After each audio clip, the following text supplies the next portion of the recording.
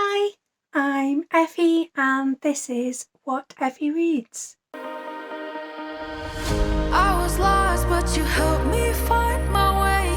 Tainted by a desire, 'cause I was scared to face the truth. You pulled me out from my anxiety. Today I'm going to be talking about my best books of 2021, and I'm also going to be discussing my most surprising reads of 2021.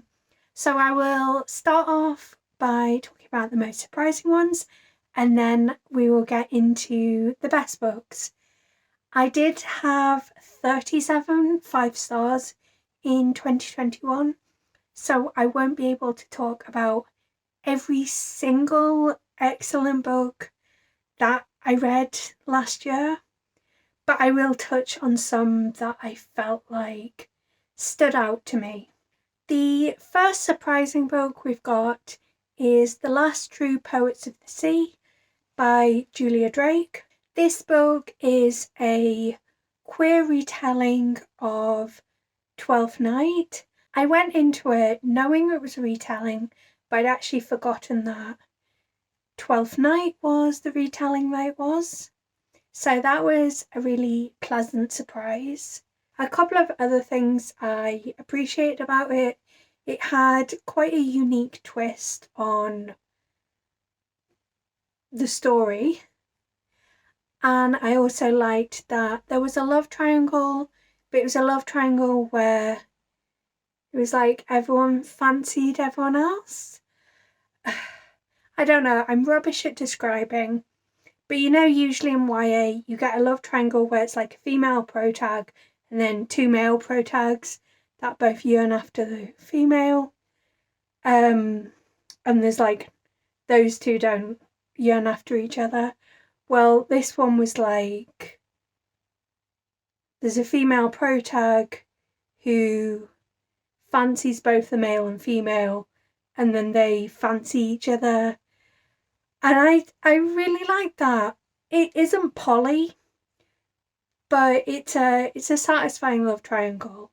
And I didn't know who the protag was going to end up with, so that was really great. I also think that Julia Drake's writing is really interesting and I would like to read more from them. The next surprising read that we've got is Firekeepers Daughter by Angeline Boulley. I suppose the first surprising thing about it is the fact that it's not fantasy. As soon as you read the blurb, like it does make it quite clear that it is a YA contemporary novel. However, this cover feels very fantasy to me. And knowing that it's based around an Ojibwe protag, it makes sense that the cover looks the way it does. However, it does make me think of a more fantastical novel. I think the second surprise was how much I loved it. I'm not a massive reader of contemporary, but this did a really good job of dealing with some really difficult subject matters in a very sensitive way. It also had some really surprising moments in it. The next book that really surprised me was American King by Simone. This is the third book in the New Camelot series, which is a kind of smutty retelling of Arthurian legend. I know nothing about Arthurian legend, so I don't know how much it deviates. There are a lot of references to King Arthur, but I don't know how similar and different it is. I picked up this series because I was just looking for something a little bit different to shake up my reading, and Shannon over at Head in the Books recommended this series.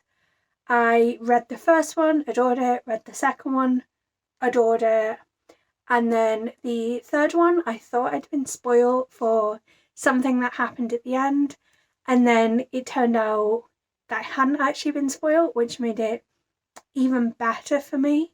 I was just really surprised at how well this series was done in general, and it's an incredibly spicy series, but overall very enjoyable, very melodramatic, everything I was looking for. The next surprising book we've got is As Good as Dead by Holly Jackson. This was the third book in the Good Girl's Guide to Murder series, and I think it closed the series out incredibly well. I feel like throughout the series you've seen an increase in the protag's anxiety as a result of the work she's doing to get to the bottom of these crimes. And I feel like it's a realistic depiction of how someone would feel if they were actually doing what this protag's doing. Although the third book goes like completely off the rails and it gets really bonkers, but it's such a fun read, and as much as the events feel really unbelievable, you can also believe that in the circumstances that the characters have been put into, yeah, you might actually do that yourself. The next surprising book I've got is Zeny, Marriage of Inconvenience by Rebecca Weatherspoon. I honestly don't know why I didn't expect much from this book. Maybe because it felt like script had been pushing it to me. So in my mind, I was thinking it was going to be of a lesser quality. But actually, it's a really exceptional story. It's a lot of fun. It's basically a fairly average, smutty contemporary romance. But both of your characters, your protag and your love interest are both bi. They're very open about their sexuality. It made me chuckle how direct they were about it. And it was generally a fun ride. This next book is probably genuinely my biggest surprise of the year, and that is War and Peace. I feel like this book has got such a reputation. I went into it really intimidated and thinking I wasn't going to enjoy it. And I'll be honest, the war sections do get a little bit tedious at times, but you can tell that the detail that's gone into them has been such a labour of love. And I really enjoyed the kind of society portions, and the philosophy was fantastic. I've even tabbed one particular philosophical portion. And also, this is kind of very, very lightly a spoiler, but not really, because there's so many characters, you've got no idea what I'm going to be referring to. But I think one of my biggest surprises about this book is that it has happily ever after. Like, you know, this stereotypical thing in romance where the characters end up married and pregnant or with kids, that kind of thing. This book has one of those. And I was like, what? War and Peace has a happily ever after? It made me chuckle, and also I thought, what a cute way to, I say end it, it does have a couple of philosophical bits after that, but the end of the main narrative is this happily ever after. My next surprise on the list is one that was a surprise to me because I'd previously tried to read it and DNF'd because I just couldn't get into the story. And then when I actually completed it, I loved it and ended up giving it a 4.75. And that is Within These Wicked Walls by Lauren Blackwood. This book is apparently a Jane Eyre retelling although it's been so long since I read Jane Eyre that I couldn't tell you how close to the original it is. It centres around a young woman who her job is to go in and cleanse properties of curses and spirits.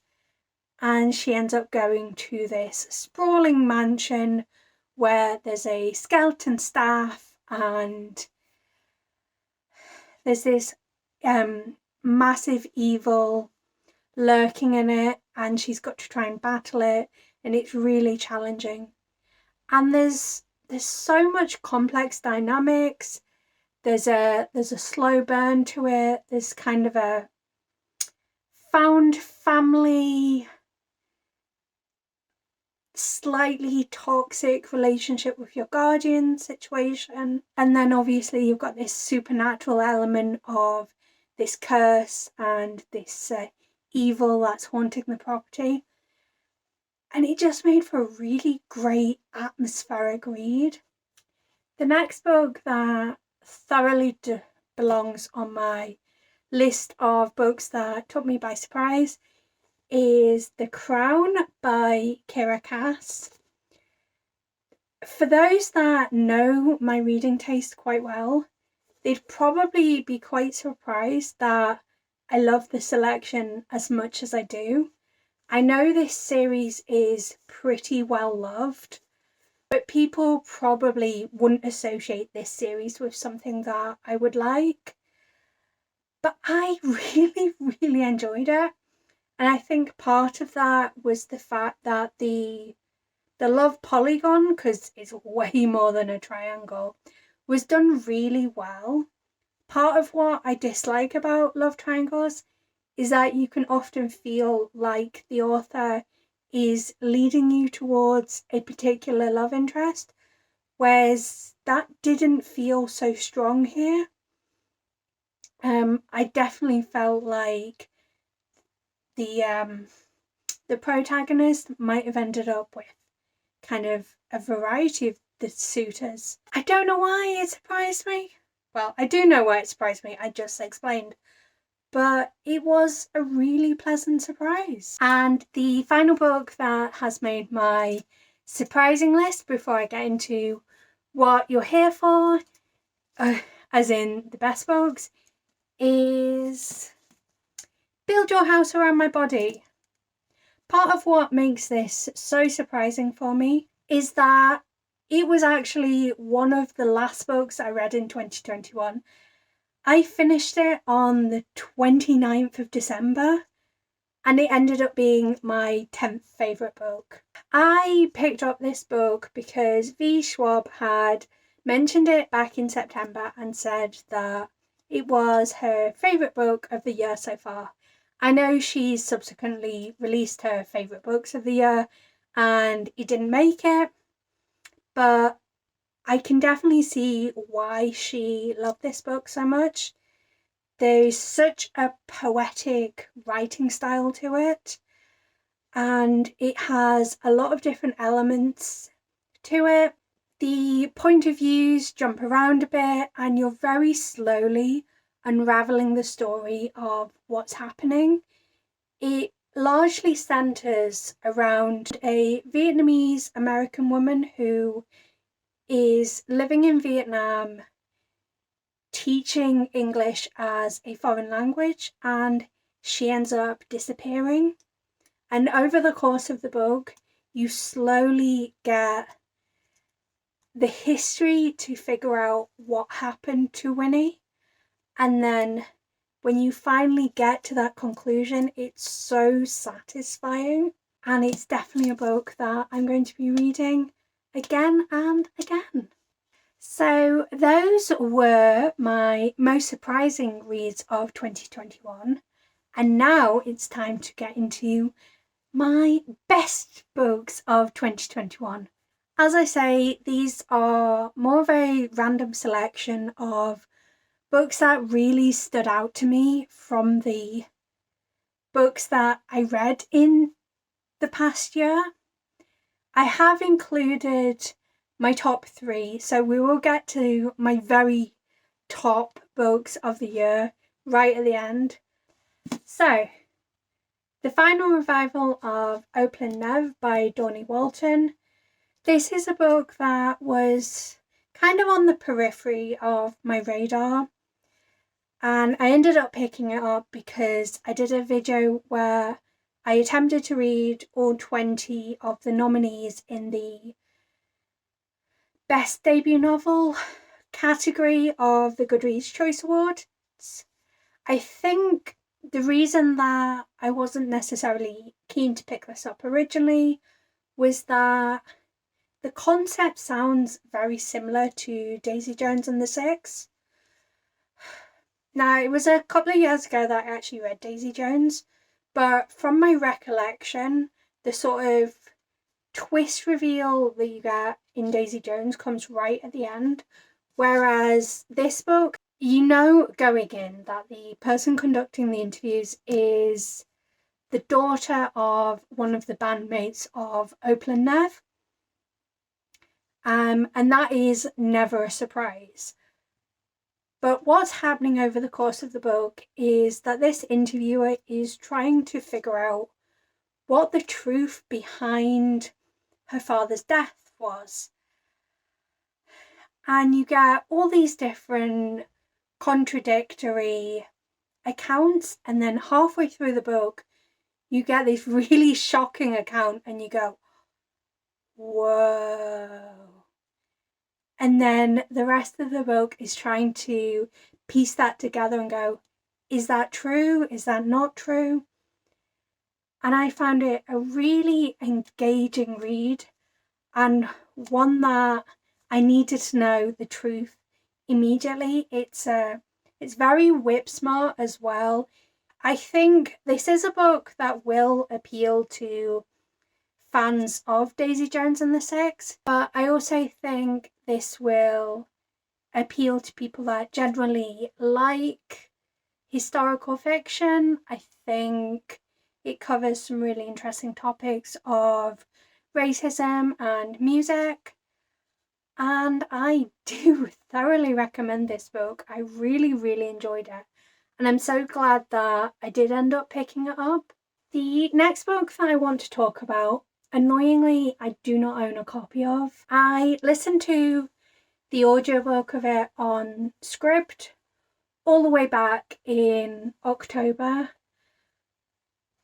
and then I haven't gotten around to getting myself a physical copy, but I desperately want to own one, and that is The Summer That Melted Everything by Tiffany McDaniel.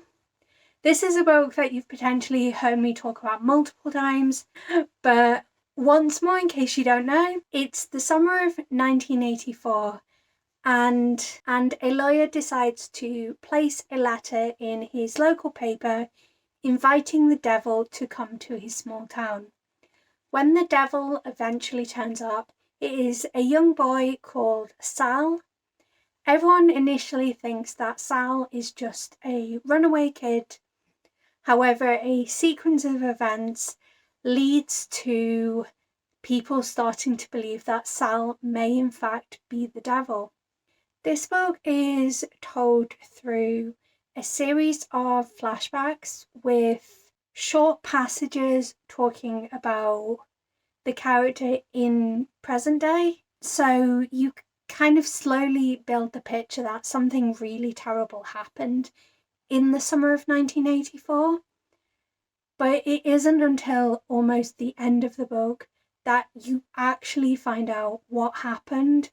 And when you do find out, it is even more devastating than you ever could have imagined. But one of the things I really, really loved about this book was it has the most beautiful passage talking about one of the narrator's past lovers. And it's the kind of piece of writing that you send to your friends and go, if there's one thing that will convince you to read this book, it is this passage. I was so blown away by how evocative and beautiful that passage was. And I think that was the point where I went, yes, this story about Sal is really engaging, but this is what sold this book to me. The next book is another one that I don't own a physical copy. I do intend on picking up a copy at some point in the future, and it is The Cat Who Saved Books by Sosuke Natsukawa, I believe. I'm sorry if I butchered it or misremembered it. And it is pretty much what it says on the tin. It is a story about a cat who helps the protagonist save books. There is a little bit more to it. It is an exploration of grief and healing, and also a little bit of a scathing look at publishing. But it was generally a very comforting read, and it has a snarky talking cat. What more can you want? The next book to make it onto my favourites list is True Crime Story by Joseph Knox. This book follows a couple of writers as they try to unravel the mystery of what happened to Zoe Nolan after she disappeared from her halls of residence 10 years ago. And they do this by conducting interviews with the people that knew her best, i.e. her flatmates, her friends, her family. And it's a really interesting story that you start to build up the picture very, very slowly. And throughout it, you have many theories. And I genuinely had no idea what had actually happened to Zoe. And when it was revealed, I thought it was so smart, and I could see all the little seeds that had been sprinkled throughout, but I just didn't see it coming at all. I also was really impressed with how the ending actually shook out, and overall I thoroughly enjoyed it. I am possibly even going to pick up the audiobook, as I did listen to a sample and it sounds exceptional as well. And now the moment you've been waiting for. These are the top 3 books that I read in 2021.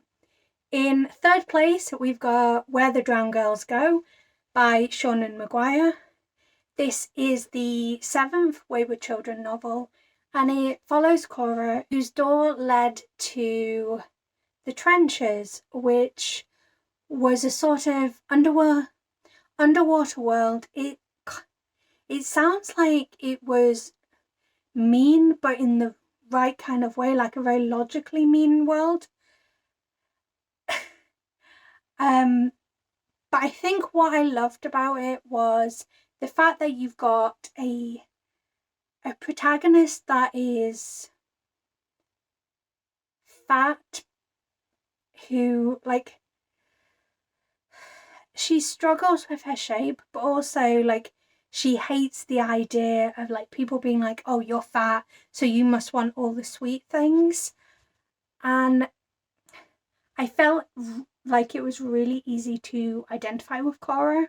It was also really fun to see the other school. In the previous Wayward Children novels, there's been sprinklings to discuss about the fact that Eleanor West School is for the kids that enjoyed their time through their doors and are trying to come to terms with the fact that they're back in their world, whereas there's this other school for people that didn't like the world through their doors.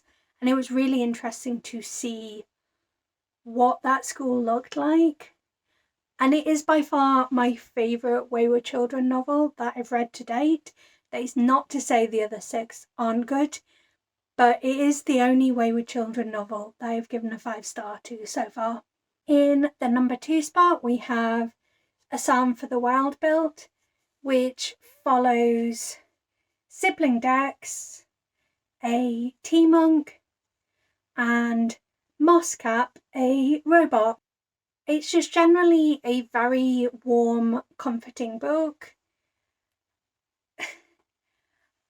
And I really enjoyed the relationship that you see between Dex and Moscap. I also appreciated the sort of futuristic look at gender, and that gender doesn't have to be a thing. In this book, there's a conversation that's very brief, but brilliantly sums up what society views gender to be like in this world. It's when Dex and Moscap are just making introductions to one another, and Dex asks Moscap if they have a gender, and Moscap says that they don't, and sibling Dex simply goes, "Me neither." And it was moments like that that I really liked.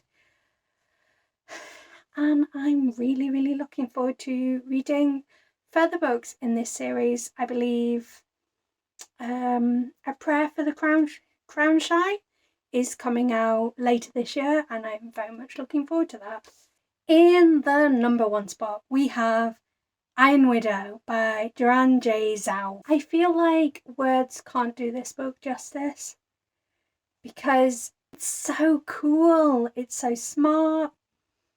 It takes many stabs at patriarchy. It takes stabs at the idea of gender and gender roles.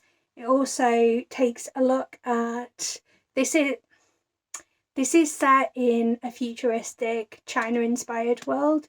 However, there is foot binding present in this book, so it is taking a look at the practice of feet binding in historical China. The protag is driven by revenge after the death of her sister, who volunteered to be a concubine pilot in a chrysalis that's used in this war that's ongoing, except her sister never made it to being in a chrysalis. And she simply wants to murder the man that murdered her sister. And then she does the unthinkable, and when she ends up in a chrysalis with a pilot, she manages to survive, which women just don't do. And everything about it was everything I hoped it would be. It doesn't buckle to what you usually see in YA of a similar genre, and I very much appreciated that it did exactly what it wanted to do. Plus, it's poly and really sweet, and I'm desperate for the sequel. If you'd like to know any more about any of my favourite books or surprising books, I will be hanging out in the comments down below, so feel free to leave me comments. And later this week, I will be putting up a list of every single book that I read last year, ranked. So if you're wondering where a book I've read made it on my list, you'll be able to check it out then. And again, ask me any questions you want about these books. I read so many books, I couldn't possibly include them all on my list, but hopefully this gives you a good overview of some of the best books and some of them that surprised me the most last year. And until tomorrow, bye!